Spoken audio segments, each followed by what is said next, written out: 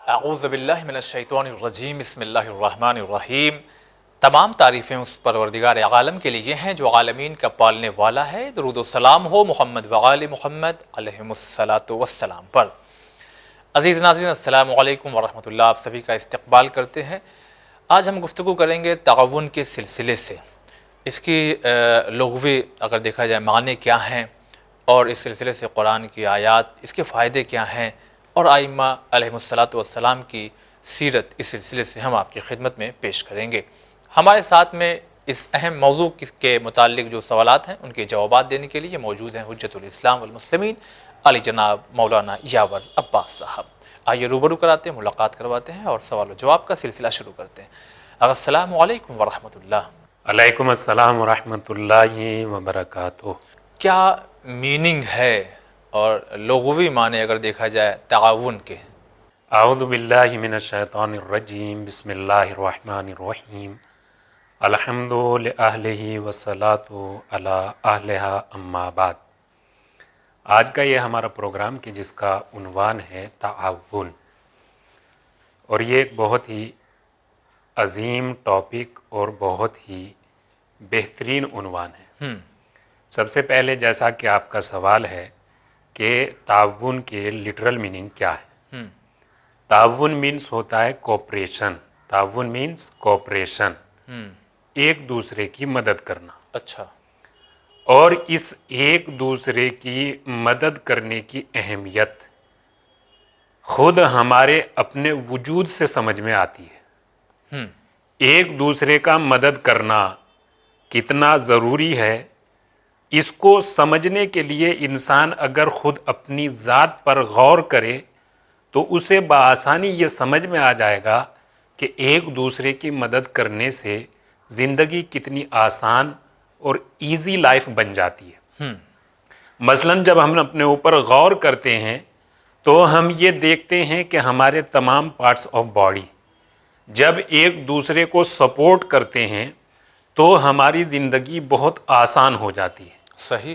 مثلاً اگر یہی ہمارے پارٹس آف باڈی ایک دوسرے کو سپورٹ کرنا چھوڑ دیں تو زندگی تو گزرے گی، وقت تو نکلے گا، لیکن وہ آسانی کہ جو ہمارے تمام پارٹس آف باڈی کی ایکٹیویٹی کے بعد ہمیں حاصل ہوتی ہے، وہ آسانی اور وہ ایزی لائف شاید نہ ہو پائے۔ صحیح۔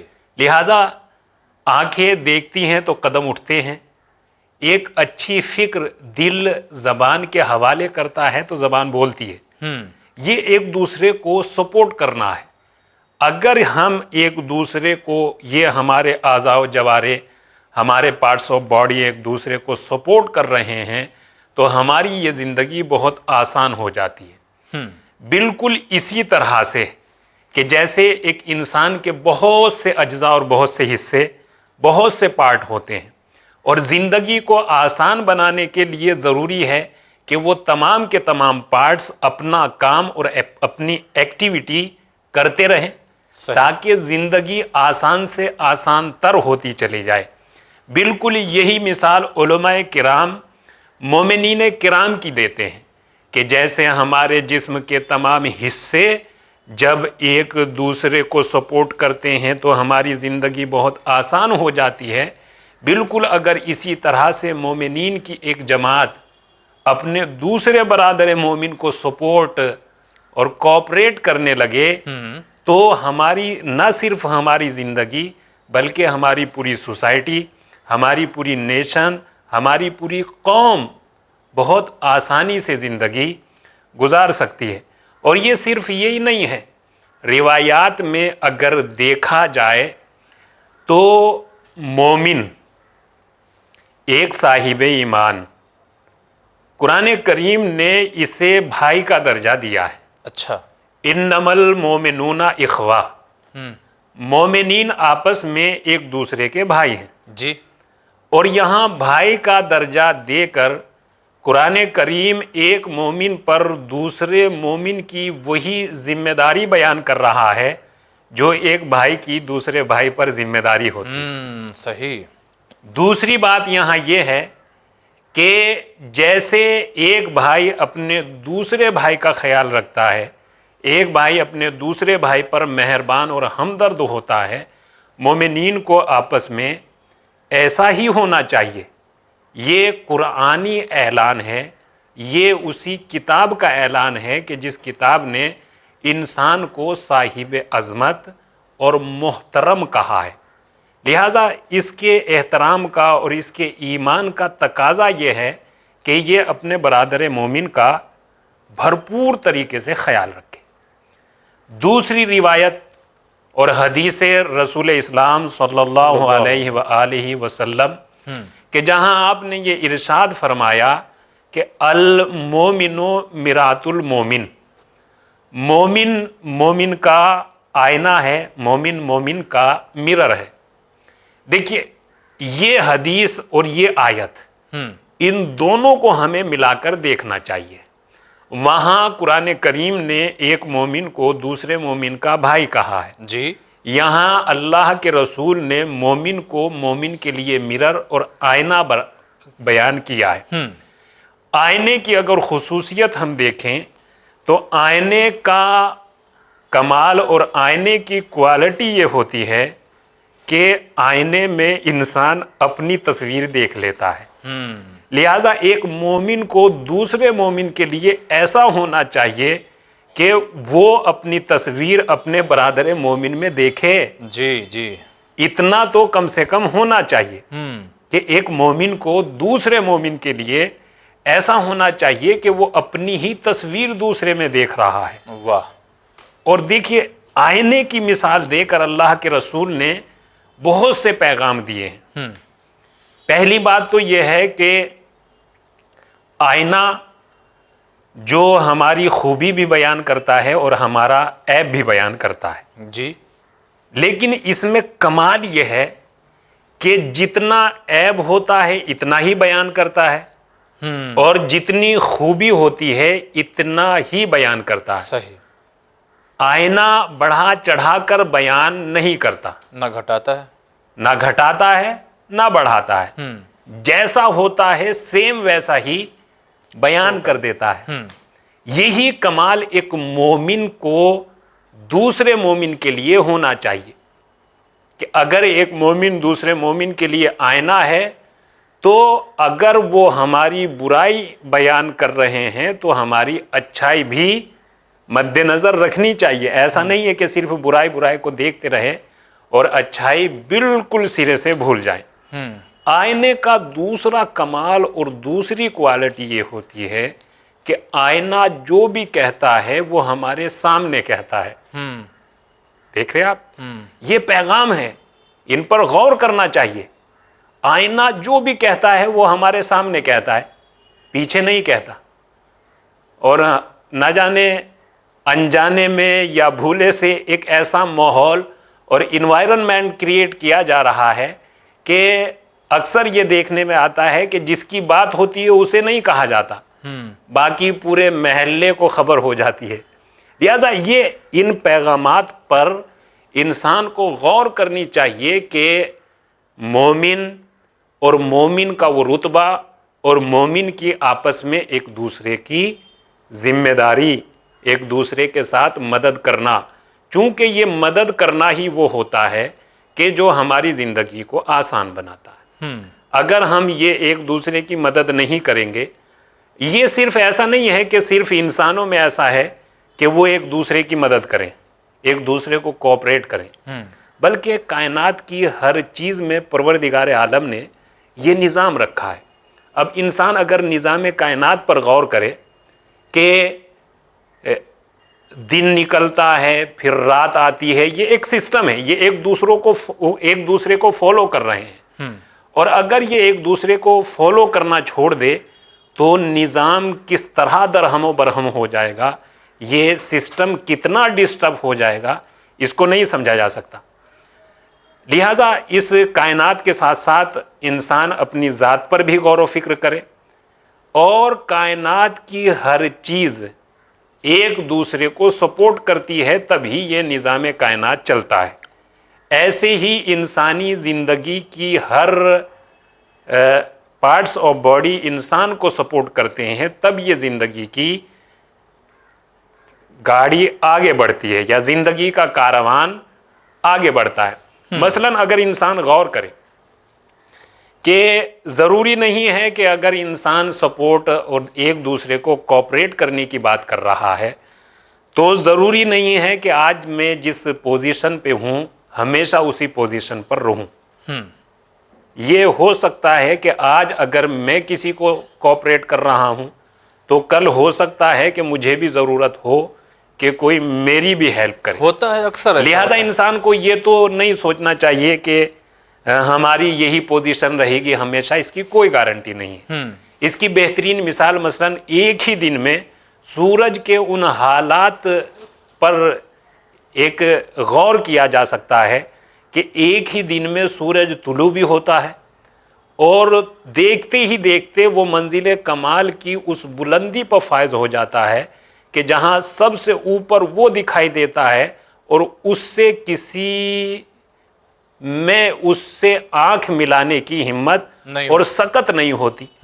اور جب وہ اپنے منزل کمال پر ہوتا ہے یعنی سب کے سر پر سوار ہوتا ہے تبھی اس کا دوسرا اثر یہ دکھائی دیتا ہے کہ وہ پوری کائنات کو جگمگا دیتا ہے اور دیکھتے ہی دیکھتے ابھی ذرا سی ہی دیر میں جو کمال کی سب سے بلند منزل پر تھا اسی کو زوال لگنا شروع ہو گیا.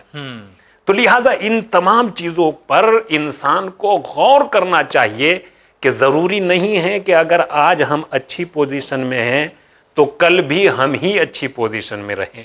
لہذا آج اگر ہم کسی کا ہاتھ تھامیں گے تو کل ہم بھی امید کر سکتے ہیں کہ کوئی بڑھ کر ہماری بھی مدد کرے گا. لہذا یہ ایک سسٹم ہے, یہ ایک نظام پروردگار ہے. مومنین کو آپس میں ایک دوسرے کا خیال رکھنا چاہیے, یہ ضروری ہے. اور قرآن کریم نے بھی اس طرف دعوت بھی دی ہے اور حکم بھی فرمایا ہے, تعاونوا علی البر والتقوی. مثلاً نیکیوں میں بھی مومنین کے لیے ضروری ہے کہ وہ ایک دوسرے کی ہیلپ کریں, ایک دوسرے کی مدد کریں. جی. ایسا نہیں ہے کہ صرف دنیاوی کاموں میں ہی ہم ایک دوسرے کی مدد کریں بلکہ نیکی میں بھی مومنین کو ایک دوسرے کی مدد کرنی چاہیے. چلیے بہت شکریہ ادا کرتے ہیں اور ہم یہ چاہتے ہیں کہ اس سلسلے کو اور اس طرح سے آگے بڑھائیے کہ اس کے اور فوائد کیا کیا ہیں. دیکھیے فوائد تو بے پناہ ہے اور انسان جب ایک دوسرے کی مدد کرنے کے لیے آگے بڑھتا ہے تو مثلاً ایک بہت ہی دو لفظوں والی بات ہے کہ میں اکیلا ہی چلا تھا جانب منزل مگر لوگ ساتھ آتے گئے اور کارواں بنتا گیا. تو انسان جب کسی منزل کی طرف بڑھتا ہے اور نیک نیتی کے ساتھ اچھے اخلاق کے ساتھ آگے بڑھتا ہے تو واقعاً مومنین اس کی مدد کرنے کے لیے آگے آتے ہیں. صحیح. روایات میں احادیث میں اس کی بہت زیادہ تاکید کی گئی ہے کہ مومنین کو آگے آنا چاہیے.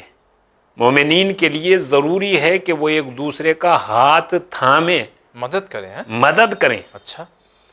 اور اس سلسلے میں آپ کی خدمت میں امام جعفر صادق علیہ الصلاۃ والسلام کی ایک بہت ہی عظیم داستان وہ آپ کی خدمت میں بیان کرتے ہیں کہ امام صادق علیہ السلام کے ایک صحابی مدینہ منورہ سے حج بیت اللہ کی زیارت کے لیے تشریف لے گئے. اچھا.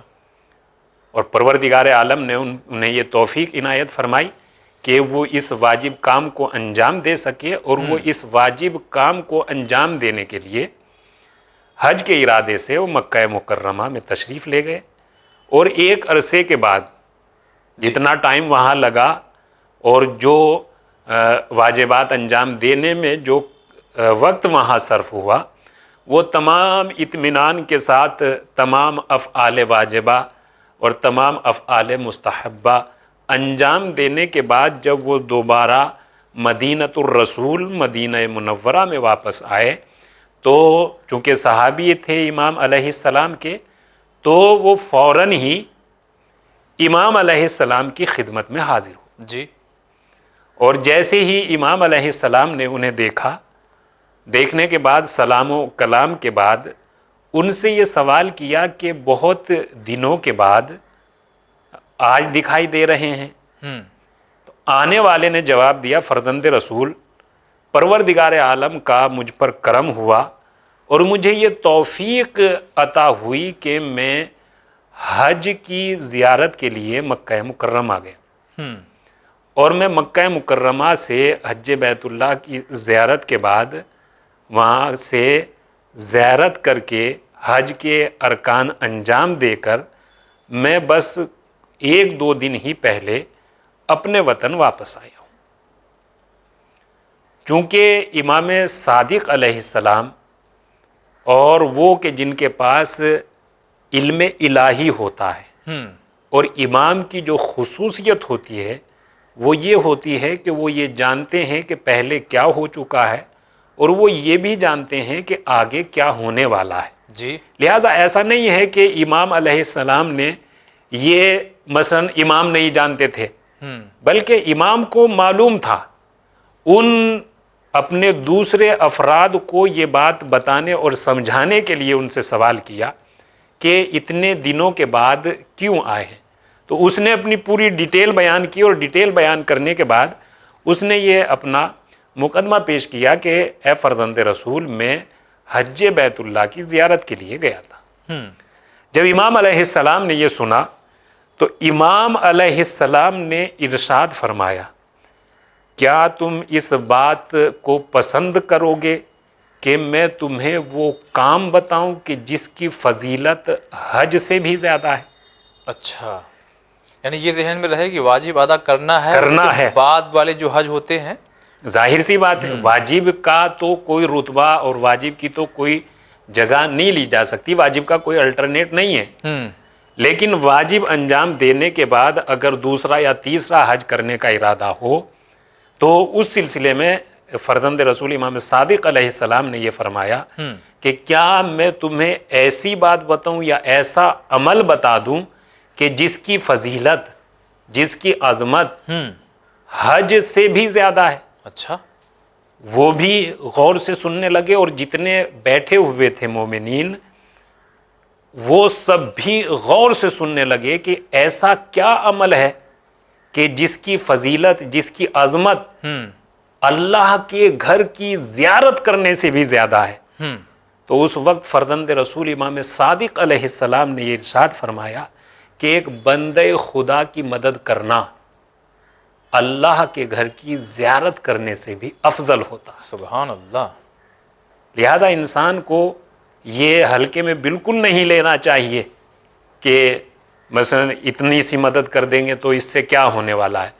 ارے جتنی کر سکتے ہیں انسان کو اتنا ایک دوسرے کا ہاتھ سنبھال لینا چاہیے۔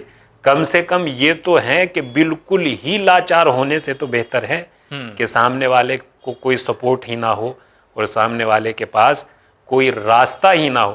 لہٰذا مومنین اگر ایک دوسرے کا خیال رکھیں گے تو اس سے پورے انسانوں کی، تمام مسلمین کی، تمام مومنین کی زندگی آسان ہوگی اور زندگیوں میں خوشیاں آئے گی انشاءاللہ تعالی۔ چلیے، بہت شکریہ ادا کرتے ہیں۔ ہم چاہتے ہیں کہ جو آخر میں آپ نے حدیث بیان کی تو اور کچھ اگر حدیثیں ہمارے ناظرین کی خدمت میں پیش کریں اسی ٹاپک کے سلسلے سے۔ مثلا اللہ کے رسول، ایک حدیث مبارک یہ ہے کہ اللہ کے رسول حضرت محمد مصطفیٰ صلی اللہ علیہ وآلہ وسلم نے یہ ارشاد فرمایا، اور یہ حدیث کتاب بہار الانوار کی جلد نمبر 74 کے باب نمبر 20 پر ہے، ٹھیک، جس میں آپ نے یہ ارشاد فرمایا کہ اللہ کی قسم 1 مہینے کے مستحب روزے رکھنے سے بہتر اور افضل یہ ہے کہ انسان ایک بندہ مومن کی مدد کر دے، کسی بھی انسان کی ہے، کسی بھی بندہ مومن کی، کوئی قید نہیں ہے۔ دوسری جگہ پر مولا کائنات حضرت علی ابن ابی طالب علیہ السلام نے یہ ارشاد فرمایا کہ اگر کوئی آپس میں ایک دوسرے کی مدد کرتا ہے تو پروردگار عالم اس کی آخرت میں مدد کرے گا۔ لہٰذا پروردگار عالم کی مدد حاصل کرنے کا بہترین ذریعہ ہے بندے خدا کی مدد کرنا۔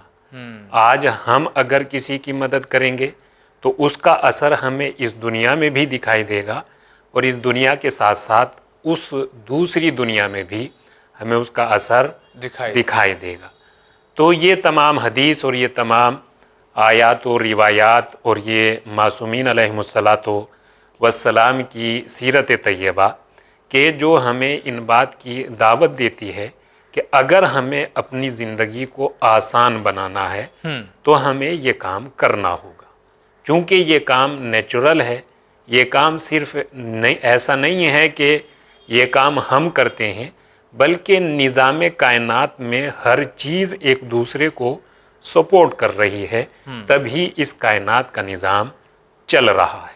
چلیے بہت شکریہ ادا کرتے ہیں، واقعی ناظرین ہمیں ایک دوسرے کی بہت زیادہ مدد کرنا چاہیے، بڑے ثواب بیان ہوئے ہیں جیسا کہ ابھی آپ نے سنا ہے۔